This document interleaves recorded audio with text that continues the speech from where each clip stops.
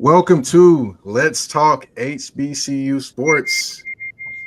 I'm your host, Mike Patton, of course, co host Scott Wallace.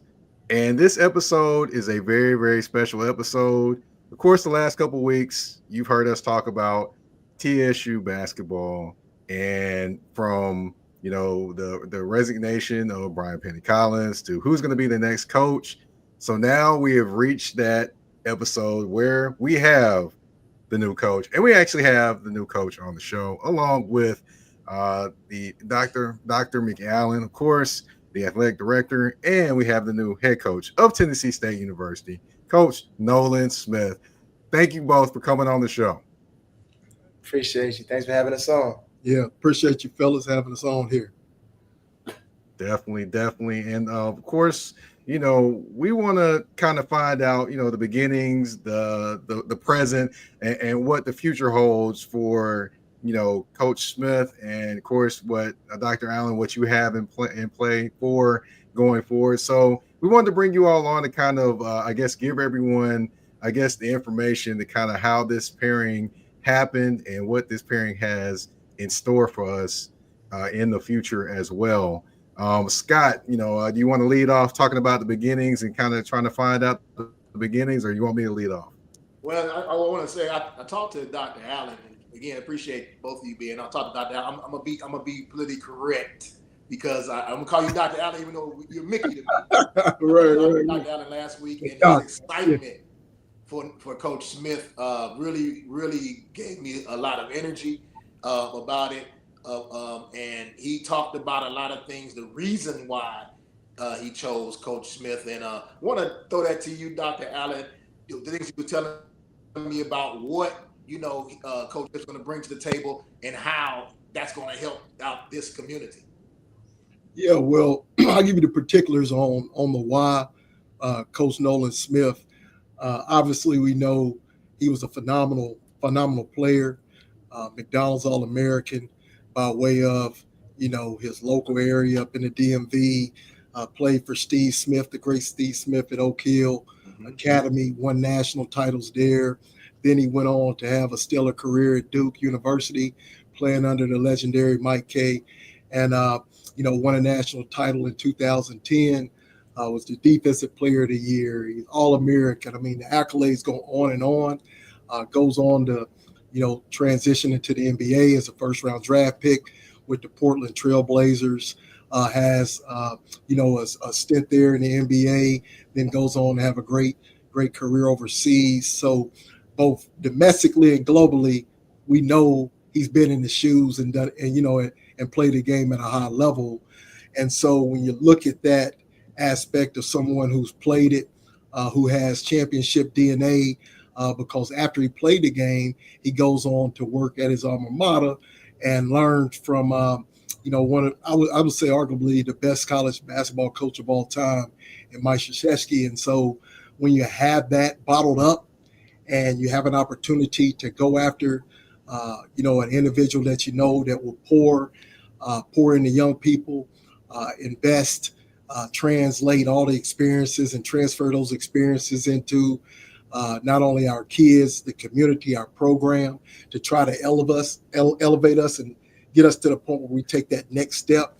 I had to switch from the interim head coach, which Eric Buggs did a great job, during the interim process after I got the news from Coach Brian Penny Collins that he was going to transition to the NBA with the Grizzlies. And so commend him for that. Josh Bone was a part of that, Jeremy Lewis, and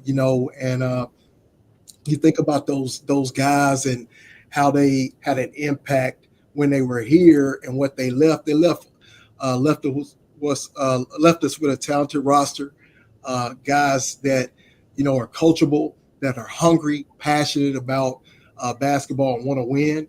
And so when I got on the phone, had some familiarity with Nolan, his career, watched him at Louisville. My secondary family is the Houston family, very, very prominent family in the Louisville area. Coach Wade Houston, coach for Danny Crum, goes on to win a national title. Coach Nolan's father there, Derek Smith, Daryl Griffith, and they have a a national championship run, won it. And everyone speaks very highly in that community of Nolan. And then you get on the phone with Coach K, and he raves about, his leadership, calls him the people champ, and really sets the framework and the foundation for my conversations with him, which extended past his agent. Get on the phone with Nolan, and we just hit it off. We hit it off. We talked about winning.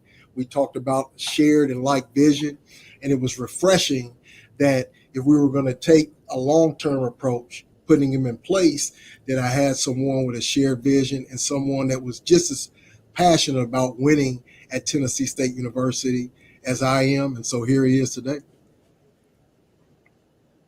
Well, of course, we have the connection made, and you took us through all the steps to Nolan becoming the new head coach at Tennessee State University for men's basketball.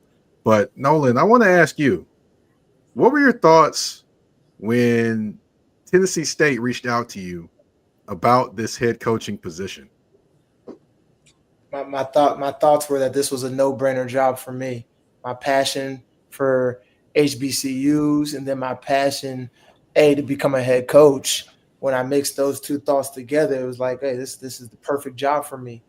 And then, like Dr. Allen just talked about, our discussion when we talked about community, being a leader of these young men, giving them the resources and the mentorship that they need to be successful on and off the court. Those were the things that it was a match, right? Before we even talked about basketball, it was all those things that mean everything to me, right? Being a community leader, being a mentor to these young men.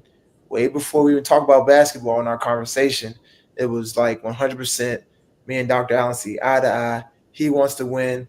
I want to win in life and in basketball, and we want to win for TSU. That was where it was a no-brainer and coming here and being a part of something that's bigger than me, which is this university and this city and this community. Okay. All right. So, the day, let's take it to the day everything got finalized. So at that point, what feeling do both of you have when that contract is finalized and Coach Nolan Smith for Tennessee State University is official? Dr. Allen, you want to go first?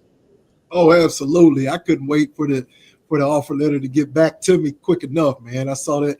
Hey, now Nolan, he's had a lot of autograph signings through his career, but he was just as excited as I was for him to sign there. And it was a special day.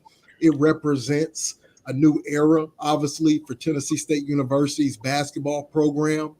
But within that, it was a confirmation that I got a business partner.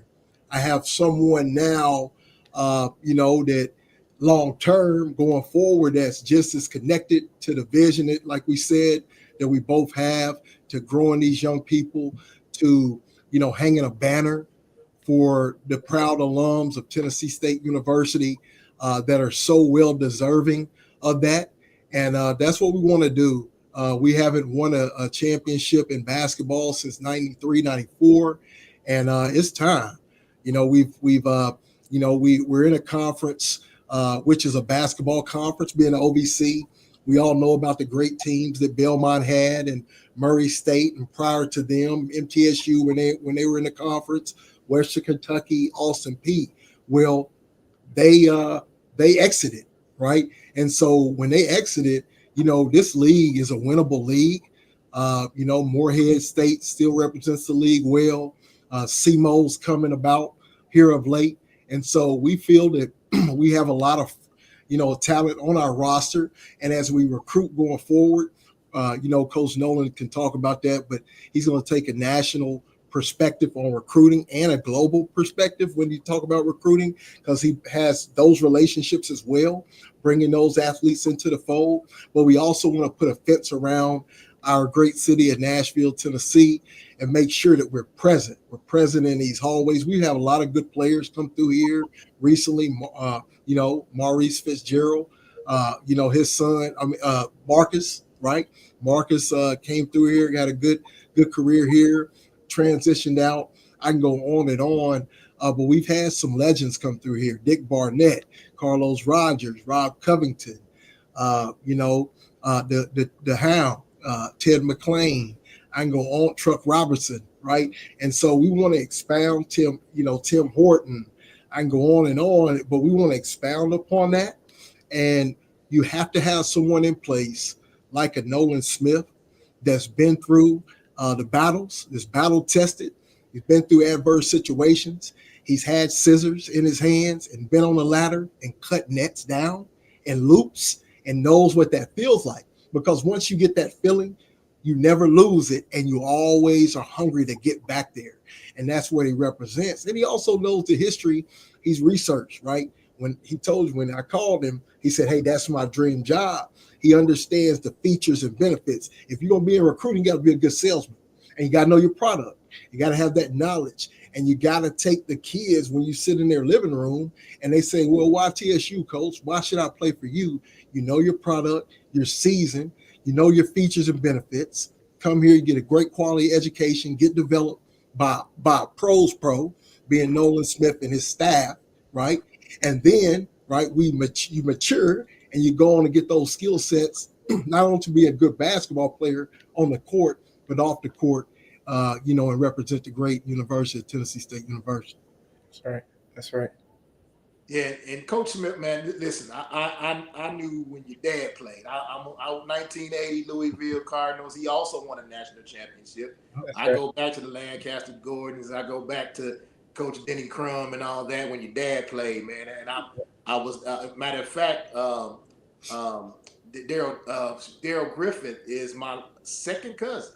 Oh wow! I got some ties to Louisville, so that team has always been near and dear to my heart. And the way that your dad played under a guy like Denny Crum, then you follow and go under a guy like Coach K. Talk about those type of coaches that can match, that gives you the ability to be a great coach as well, that you have been around guys like that. And you just left Coach Hardaway. Guys like that, what do you take from each one of those guys and what you're going to bring to TSU? Yep. So first I'll start with Coach K. And working for Coach K as a player, you learn how to hate to lose. And you become obsessed with winning. And his tactics in doing that were masterful. As a college kid, you're like, he's going to have you really looking at yourself in the mirror certain days like, do I really want to do this? Like, do I really love this game? But obviously, when you want to be a pro and you want to play this game at the highest level, you're like, okay, yeah, I get what he's doing. He's challenging me. I do hate losing. I want to win. So Coach K really taught us that. And then I saw from the coach's side how masterful he was with planning and practice planning and game planning and making sure whether we won or lost, we were never satisfied with how much we won by. If we won by 1 or 2, he wasn't satisfied with winning by 2. He wanted to win by 20. So just being obsessed with winning. And I mean, Coach K was just really, Coach K wanted to win more than anybody I've ever been around. In everything, he wanted to win. Going with Coach Hardaway, same thing. When he brought me in there, he talked about helping him with the culture, helping him create the culture, have my back and be that voice for me to make sure we win. I said, Coach, I got you.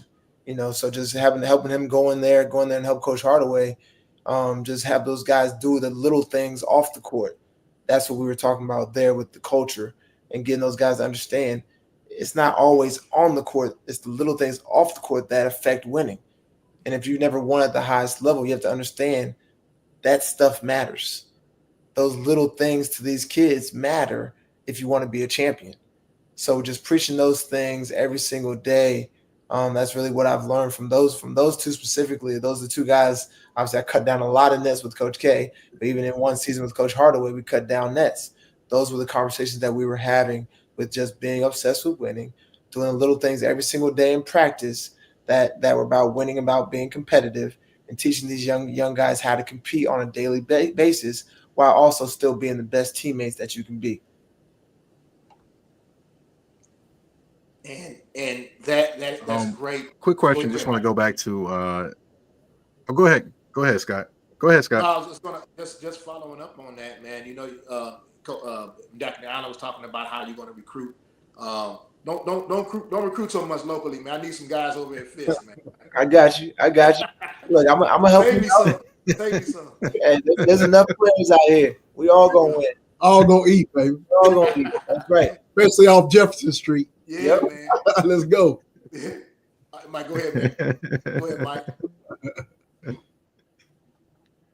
I just want to kind of revert back to the feeling of everything finalized and you being named the head coach, the 18th head coach in TSU men's basketball history. What was that feeling like, when the ink's dry and it's official for you? Just excited. I mean, I know y'all just heard Dr. Allen's energy that he just spoke with about that. I was ready for those phone calls to become in live and in person, which we've had these last couple of days, just matching that energy face to face, eye to eye, of the fact that we're ready to win. We're ready to win. We're ready to win now. And obviously, I know what Coach Collins and the staff gifted me with this roster, and coming up here not to mess that up, but no, just having this roster, installing and instilling the winning mentality every single day. When I first had meetings with this group, they talked about winning the championship. They talked about how they fell short last year, how they want to win 20 plus games. So they're giving me all these goals. And my biggest thing to them, and again, this is all about my excitement coming up here. I was ready to just have these conversations face to face and talk about winning with this group. And they're telling me all these things. And my one thing to them at the very end of our first meeting before the press conference was, do y'all know how hard it's going to be? And they kind of all got those bug eyes and started looking at me. I was like, it's going to be really, really hard. Every day, every sprint, every loose ball, everything we do is going to be hard and competitive, because if y'all want to be champions, it's not easy, and there's no days off with being a champion, right? We have the talent in this room. We have the guys that have lost, because that's part of it too. You have to lose at a certain point to really get over that hump. I had to go through it. Lost in the Sweet 16, lost in the round of 32, lost in the Sweet 16. So it's part of it. So now to get over that hurdle and finally cut down some nets and go to the NCAA tournament, it's going to have to be extremely hard, and it's going to take a complete buy-in to get it done.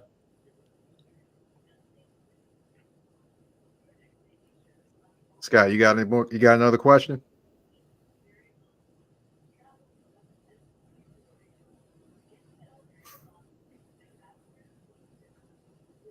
Scott, can you hear me?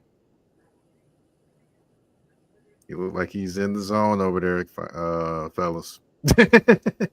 Right. All right. While Scott's looking for a question, I did have another one for you. As far as the connection with the players, I know these are players that you did not recruit. However, they are players that are looking forward to you being their head coach. How has that connection kind of grown since you've been here and since you've been around them just a little bit more? It's grown quick, because one thing about me, although I'm a head coach, I'm a human being first. Always will be, and you can't ever lose that human factor with these young men, and being able to sit down and have normal conversations with them, right? The respect is there, but you want to be able to have real-time conversations, real-life conversations. How's home? What's your life like? What's going on with you? And I think when you have that human aspect at all times, you build relationships very, very quick. So between myself and when my staff does arrive, those are the conversations that are going to continue to take place on a daily basis. One of my favorite quotes that I've heard as a coach is nobody cares how much you know until they know how much you care. So showing these guys that I'm here and I really care about them, as much as we talk about winning, it's not about me winning. It's not about Dr. Allen winning. It's about y'all winning as a group. You players, y'all the ones that are about to get out there between the lines. Y'all the ones that's blood, sweat, and tears in practice. This is y'all team. Y'all have to have ownership of this. I'm here to assist. I'm here to just give y'all the blueprint. And when I talk to them like that, they know it's real. They know it's real. So they know I have a job to do, which is help them win. And that's how we bonded. We bonded because they know that I really care about them, and I want them all to be champions now and for the rest of their lives. Right. Now, of course, I do want to kind of transition just a little bit into talking about potentially your style of play. Now, Can you kind of talk about what kind of style of play you're wanting to implement on the floor, and also does that kind of vary based upon different style of players you recruit and things like that as well? Absolutely. Style of play definitely changes with the players because you have to be able to change. I'm not a system coach that's going to run one action and just stick to that action. I want to play fast. I want to play free. I want to teach my guys how to play basketball, unselfish basketball, not dribble, dribble, dribble, dribble, dribble, bad shot. No, we're going to play the right way. We're going to attack the paint. If I know that if we get one or two paint touches a possession, we're going to get a great shot. If we come down and don't get in the paint, it's probably going to lead to a bad shot. So we're going to play other concepts. We'll have some different actions in the half court, but really the best offense is in transition or secondary without the defense getting set. So our transition and secondary offense is going to be sharp, where I don't want my point guard, my shooting guards and wings looking over at me wondering what to call. No, run. They're going to know what to flow into. They're going to have different reads, different counters based on how the defense is playing. But bottom line, they're going to attack. And then part of that great offense that we're going to play and how fast and free we're going to play, you got to get stops on the defensive end. We have to get stops on the defensive end. The main thing defensively we want to do is keep the ball out the paint. We want to keep the ball out the paint and help each other on the defensive end. Low man, the bottom guy of the defense is the most important. But as long as we're talking, we're active, we're flying around. This group is very athletic that wants to run and play fast. So that goes for both sides of the court. All right, Scott, I know you had a question for Coach Smith. Yeah, man. I'm sorry, Mama. What happened out here in Goodlettsville with my internet, but I'm back. Coach, November 3rd. I know you got it circled on your calendar. It's your first game. First time you're gonna walk out the Gentry Center. Fans gonna be, excited to see you. You're gonna look on across the way. You're gonna see Dr. Allen in his seat with Jakia, and probably his uncle gonna be over there, and a lot of the fans are gonna be there. Rooting for you. How's that going to feel when you walk out of that locker room and you walk onto that court for the first time as the head coach of Tennessee State University, but you're going to be playing the mighty Bulldogs of Fisk University? How's that going to feel, Nolan? Well, first of all, I know I have to be ready because it's a rivalry game with a lot of pride behind that game. So I know my guys better be ready for that, and I'm going to be proud. Being the head coach in that rivalry game is going to mean a lot to me. You've already prepped me for that game, so now you just made the chip a little bigger on my shoulder because you told me that. Now I'm a little extra ready, but I'm gonna be proud though. First game, just honored and humbled to be in that position to walk out there and just knowing that my team is gonna be prepared because preparation is the key to success. So gonna be prepared for that game. I feel very relaxed knowing that my guys are ready to go to war.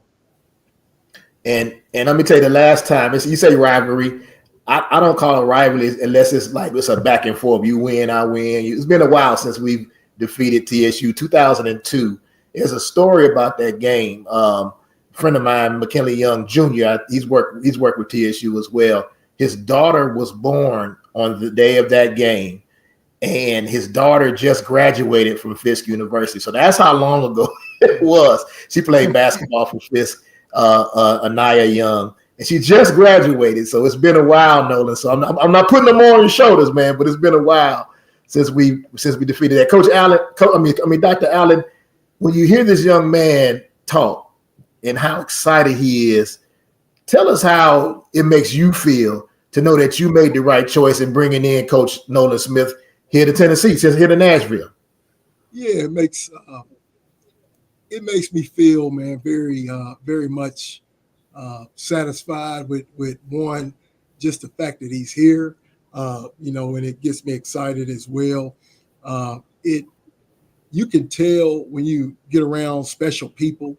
I gotta, my sense, what they call your spidey sense goes up, and you can tell when you're around a competitive person, someone that knows where their blessings come from. Yes. Someone that's supposed to be in the position. This wasn't given to Nolan Smith. Coach Nolan Smith earned to be the head coach at Tennessee State University by the way he's carried himself, by the way he's positioned himself in this industry, and by the way, when I called him, that he understands the makeup of what HBCUs are and their purpose. And we talked about that, right? And that's very important that you have an understanding. Though we both went to predominantly white institutions, and they were great institutions, being Duke, University of Tennessee. I did some stops here with some grad school work at Tennessee State University. Nolan's been around HBCU programs in the North Carolina area, being Central North Carolina A&T.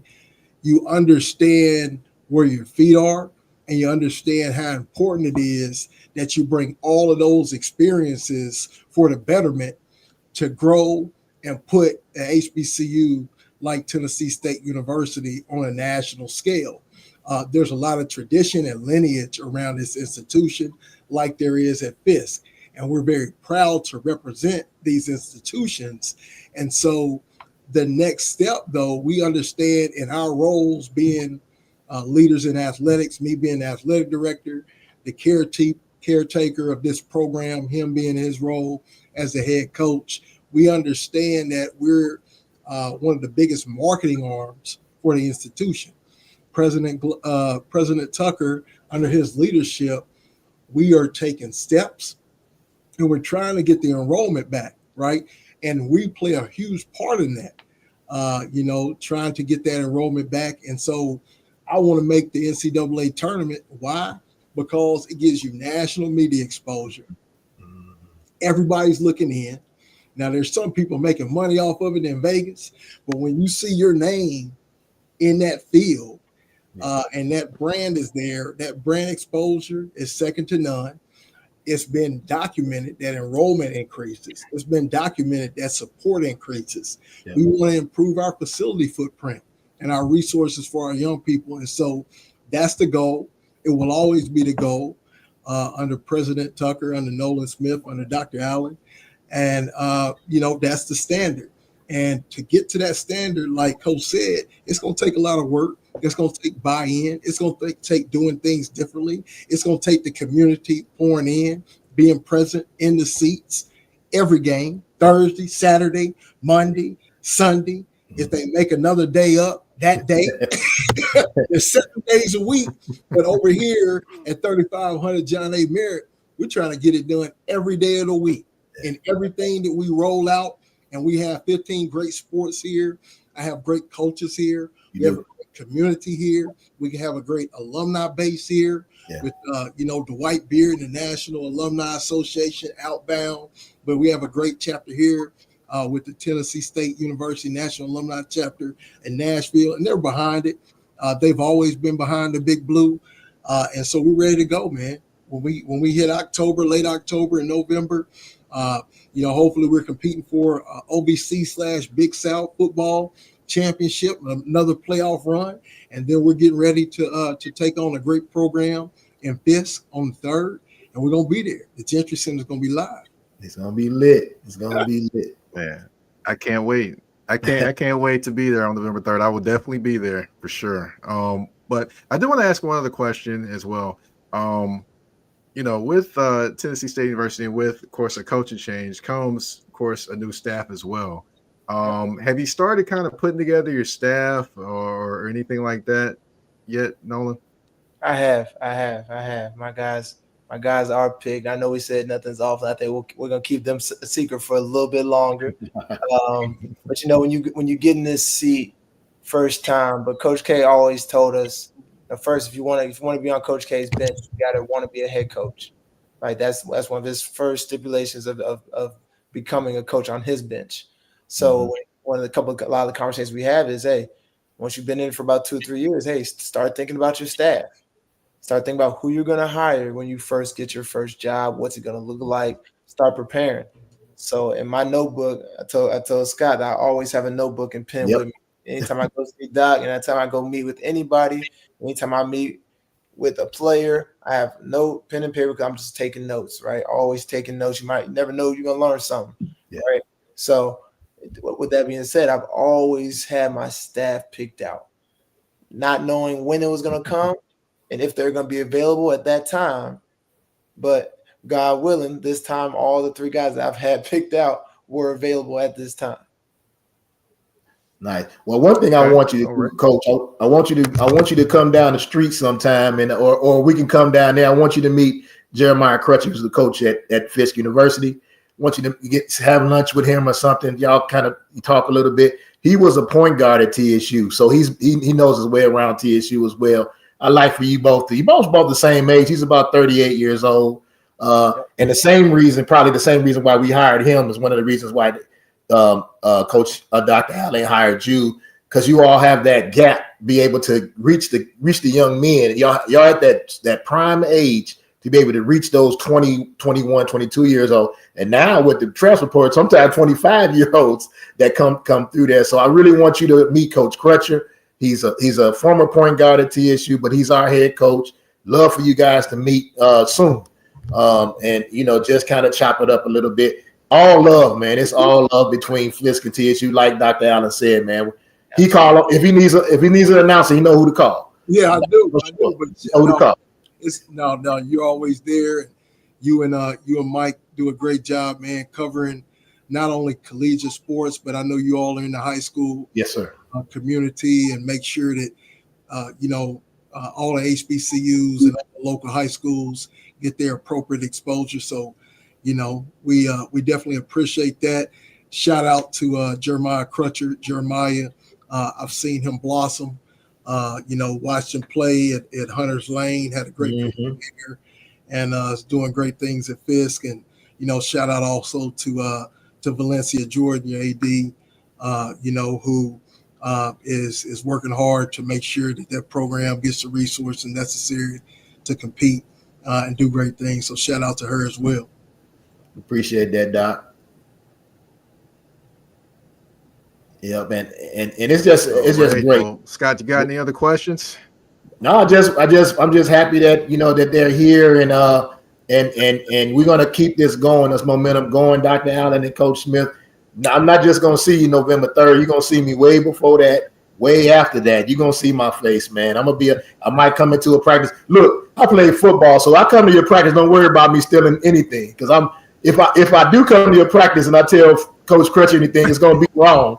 Unless y'all doing Oklahoma drills or something like that. I don't know nothing about basketball. I know how to stat basketball. That's it. So don't worry about if you see me coming to practice, man. Don't worry about it. Just I don't know what I'm looking at, man. I just want to come shake your hand and all that good stuff, man. I'm looking forward to a great relationship with you and watching this team grow. And you got a great mentor right there, man. Listen to Dr. Allen, man. He won a national championship himself, so he knows how to get it done too, man. That's my advice to you. Listen to that man right there. Every day. Man, y'all come to the Gentry Center, Big Blue and fans and everyone out there, man, in Ward City. It's going to be special. We're modernizing as always. We're going to have some light show in there this year, man, and addressing that. And okay. In-game game. Yeah, we always got to improve the in-game experience. Yeah. Hard. And so Coach has some ideas, making sure that, it's a live atmosphere. And so, I'll have everything, man. If they'll let me have a tiger jumping through flames and hoops, baby, if he's scared, we'll do that. But, we definitely want to, man, just continue to evolve, be innovative, and you got to surround yourself with great people. And so you two are part of our family, always will be. Y'all be Appreciate cool. That. Y'all be cool, man. And, I'm going to sign off. Go Big Blue. And then that blue and gold, man, we rock with that too. Yeah. Oh, all right. Well, thank you both for coming on this episode of Let's Talk HBCUs. We're going to go ahead and end it there. Thank you all again. And tune in for the next one. You never know who's going to pop through. Y'all take it easy. We'll see you soon.